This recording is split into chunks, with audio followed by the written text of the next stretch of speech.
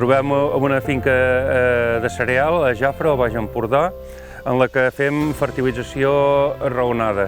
Això vol dir que amb el suport del tècnic es fan anàlisis de terra per saber la fertilitat del sòl, s'analitza el purí que fem servir per fertilitzar per saber els nutrients que porta, després es valora les necessitats que té el cultiu que volem posar i a partir d'aquí elaboren unes recomanacions per fer una aplicació el més raonada i sostenible possible. Jo faig producció integrada perquè dono un valor afegit al meu producte.